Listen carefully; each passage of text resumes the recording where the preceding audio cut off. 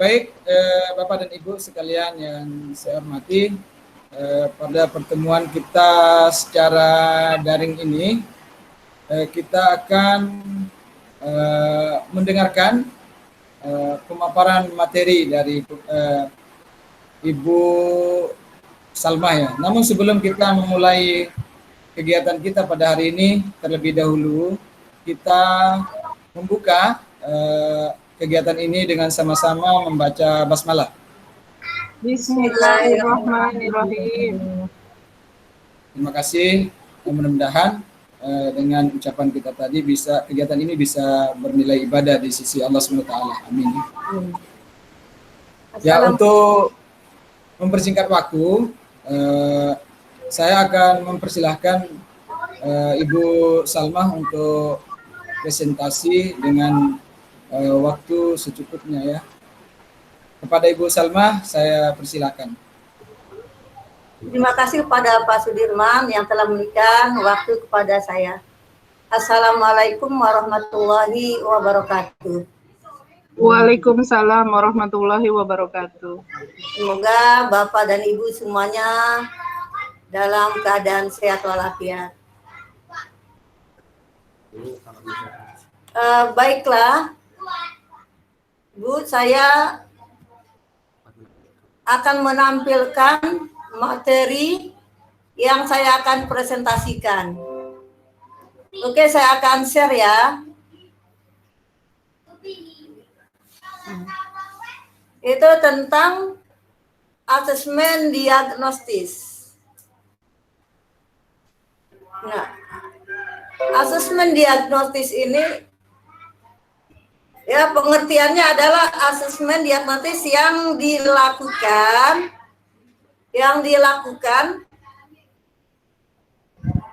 secara spesifik ya.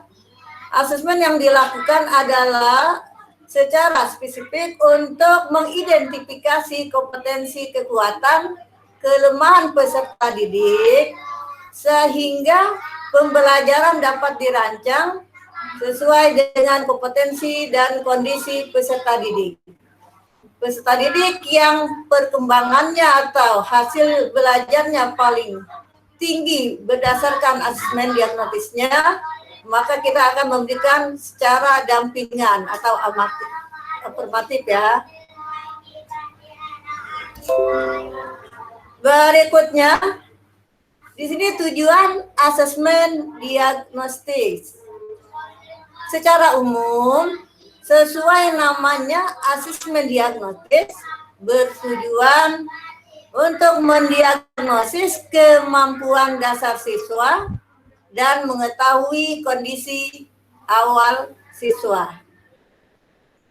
Nah, asesmen ini, asesmen diagnostis terbagi menjadi asesmen diagnosis kognitif dan asesmen diagnosis kognitif. Tujuan masing-masing asesmen diagnostis adalah sebagai berikut.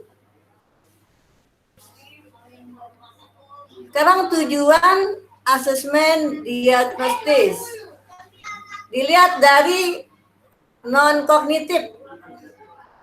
Pertama, mengetahui kesejahteraan psikologi dan sosial emosi siswa.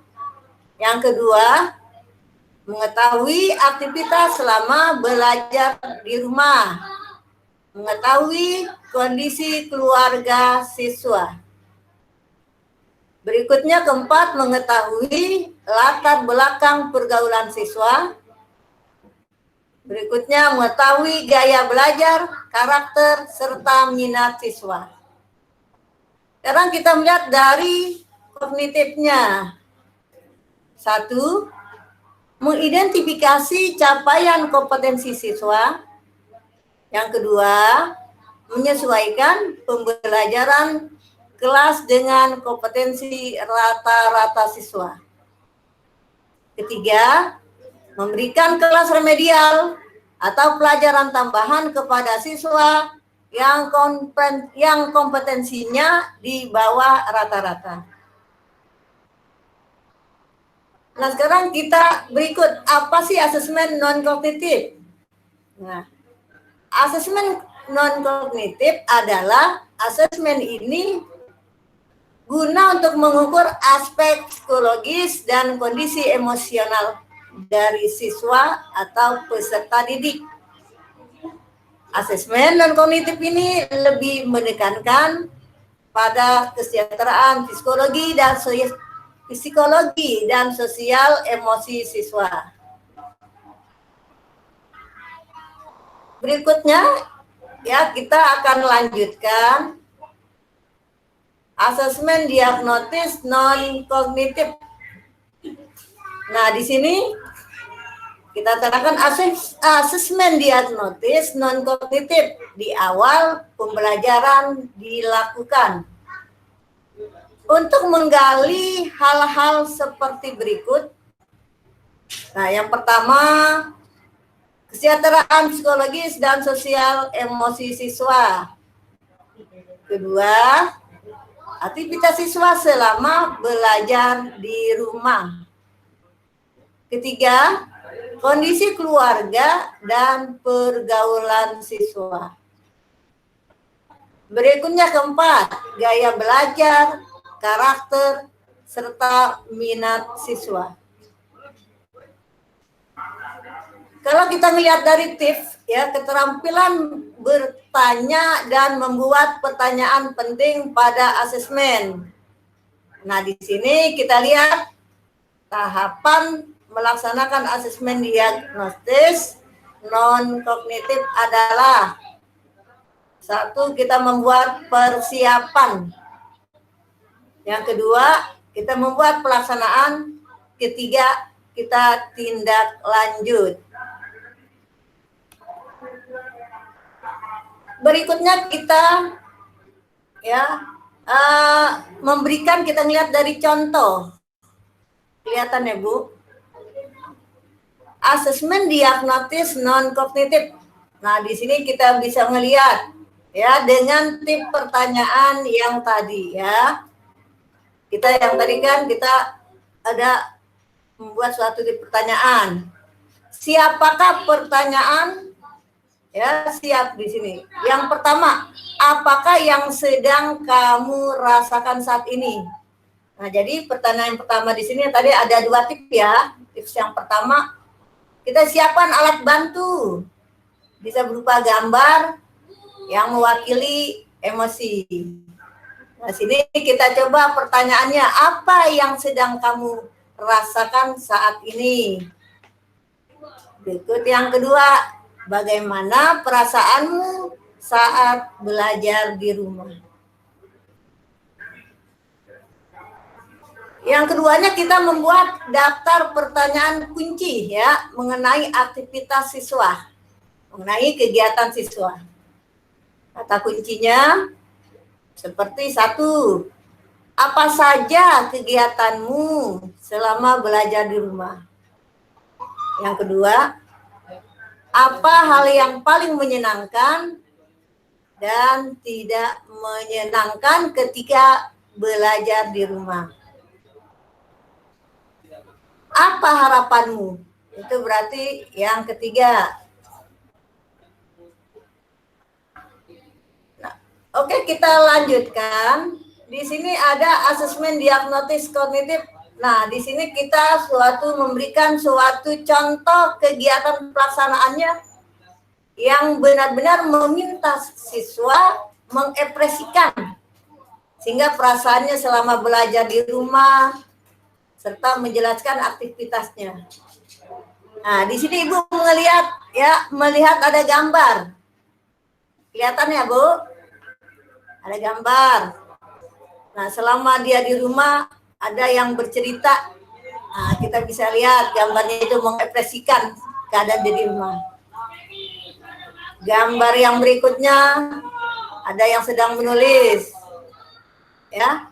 Nah, gambar yang ketiga itu merupakan adalah menggambar ekspresi. Semuanya ini contoh 1, 2, 3 itu adalah mengekspresikan wajah, mengekspresikan siswa tentang perasaan selama belajar di rumah. Ya. aktivitasnya kelihatan tuh Ibu. Berikut kita lanjut.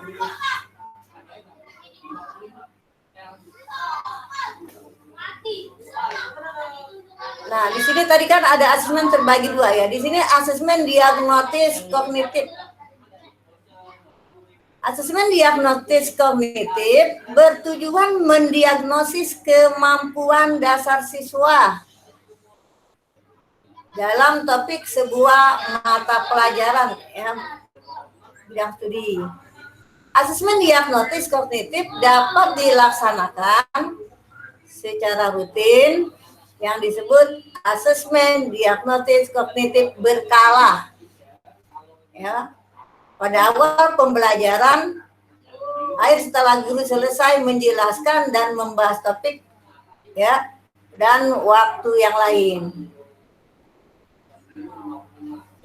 Ya, di sini diantaranya asesmen diagnosis bisa berupa asesmen formatif. Nah, saya kira sampai Bu yang telah diberikan, apakah ada pertanyaan? Demikian materi yang saya sampaikan dan saya kembalikan ke moderator. Baik, terima kasih Bu Salma atas pemaparan materinya yang cukup menarik dan menyemangat kita di siang hari ini. Saya kira ini sudah cukup jelas apa yang disampaikan oleh Ibu Salma selaku pemateri. Namun tidak ada salahnya saya akan sampaikan apakah ada masukan-masukan atau pertanyaan atau tanggapan dari ibu-ibu, Ibu Jelis, Ibu Astia, silakan. Jika ada yang mau ditanyakan silakan. Bu Jelis, Ibu Astia yang duluan angkat tangan. Ya, jadi saya persilakan duluan itu Ibu Astia untuk memberikan pertanyaannya kepada Bu Salma. Silakan Bu. Terima kasih atas kesempatannya. Setelah pemaparan tadi yang sudah dijelaskan sama Ibu Salma, yang saya mau tanyakan yaitu adakah tindak lanjut yang dilakukan oleh orang tua, misalnya orang tua kepada peserta didik selama melakukan asesmen ini. Tindak lanjut, bagaimana tindak lanjut yang dilakukan oleh orang tua terhadap peserta didik yang melakukan asesmen diagnostik. Ya, kira itu saja Bu. Terima kasih. Ya, terima kasih Kak Bu Astia. Ya, bagus sekali sharing pendapatnya. Nah, berarti saya akan menjawab dari pertanyaan Bu Astia. Tindak lanjutnya adalah yang pertama, kita bisa memberikan suatu motivasi, atau juga kita bisa nanti kerjasama dengan orang tua. Ini kan yang namanya diagnosis itu kita untuk mengukur, kita bisa mengukur kemampuan siswa, kita bisa melihat karakter siswa. Jadi nanti kalau memang ada karakter siswa yang kurang, tindak lanjutnya kita selalu memberikan suatu bimbingan, motivasi, dan juga kita bisa mengajak orang tua saling bekerja sama. Itu kira-kira Bu. Bagaimana Bu Astia? Iya, saya kira gimana ya? Saya kira cukup. Karena waktu juga mungkin Bu ya. Sekarang saya sudah beberapa surat asar, sudah mau surat asar ini. Oh iya, sudah menjelang asar di sana ya Bu. Suaranya ini masih malu-malu kayaknya. Oke, baik, terima kasih Bu Salma. Selanjutnya ini angkat tangan lagi Bu Jelis. Silakan Bu Jelis, apa yang mau disampaikan? Bagi saya, asesmen diagnostik ini sangat menarik ya. Terima kasih Bu Salma pemaparannya. Saya pribadi jadi lebih terbuka Karena saya pikir asesmen diagnostik ini atau asesmen itu hanya berkutat sebatas akademik yang pertanyaannya tidak mencakup kepribadian. Nah, tapi ternyata alhamdulillah ya ada pembelajaran tentang ini dan saya jadi lebih tahu. Semoga ini jadi manfaat juga buat yang lain. Tapi yang saya mau lebih pingin tahu itu ada nggak sih Bu cara yang paling efektif untuk menjalankan asesmen diagnostik ini? Cara yang paling efektif gitu bagi si siswa, kemudian nanti akan menjadi bahan pertimbangan juga buat orang tua maupun gurunya gitu. Mungkin sekitar itu ya Bu ya. Bagaimana cara yang paling efektif untuk melakukan asesmen diagnostik ini. Begitu Ibu. Terima kasih. Terima kasih kepada Bu Elis ya. Berarti kita tindak lanjutnya itu atau dengan yang efektifnya kita bisa dengan pengajuan angket ya, atau juga kita nanti bisa hasil dari kita mendiagnosa, mengukur kemampuan daripada anak-anak ya atau peserta didik, kita nanti bisa konsultasi tindak lanjut itu kepada orang tua, kita mengajak kepada BK, kepada guru yang lain untuk membantu anak kalau memang yang tadi karakternya atau kemampuannya ya. Jadi tindak lanjutnya diantaranya kita harus memberi suatu bimbingan. Oke, gimana ibu sekalian Pak, jelas atau tidak? Bagi saya cukup jelas. Bagi saya cukup jelas. Ya. Ini saya terganggu ini hujan deras Bu. Jadi hujan deras di Makassar. Oh baik. Boleh sih, nggak apa-apa. Jadi terima kasih Bu Salma tadi penjelasannya. Ternyata memang ya untuk pelaksanaan kemudian keterlibatan itu akan sangat mensukseskan asesmen diagnostik itu sendiri ya Bu ya. Iya, karena di sini kita juga harus bekerja sama dengan guru BK terutama ya Bu. Oh begitu ya Bu ya. Ya, karena peserta didik itu berkarakternya agak berbeda-beda. Nah, jadi kita juga harus benar-benar Bu ya. Peserta didik kan karakternya berbeda-beda. Bu, kalau boleh nanya lagi nggak Bu? Bu, kalau menghadapi anak inklusi, asesmen diagnostiknya disamakan atau tidak Bu dengan peserta didik lain pada umumnya?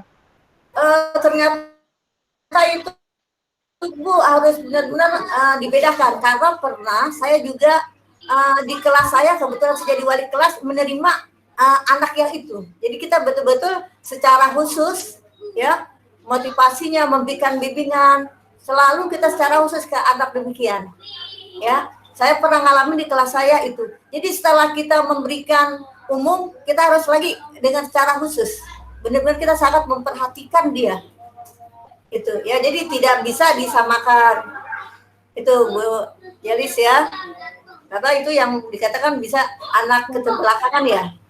Maaf, istilahnya kita maaf, jadi kita harus benar-benar mendekatinya maksimal mungkin atau pendekatannya. Jadi tidak bisa disamakan ya. Baik, terima kasih Ibu. Semoga ini agak putus-putus juga ya. Oke, gimana Bu? Kalau memang sudah jelas ya? Sudah, terima kasih Ibu, cukup jelas. Silakan dilanjutkan. Terima kasih Bu Salma. Saya kira penjelasan dari Ibu sudah cukup jelas, bisa kami terima, dan mudah-mudahan teman-teman yang lain juga sudah bisa memahami materi apa yang disampaikan oleh Ibu tadi. Saya kira untuk pertemuan kita kali ini kita cukupkan sampai di sini. Mari kita tutup kegiatan kita dengan sama-sama membaca hamdalah. Bismillahirrahmanirrahim. Alhamdulillahirrahmanirrahim. Sekian dan terima kasih. Wassalamualaikum warahmatullahi wabarakatuh.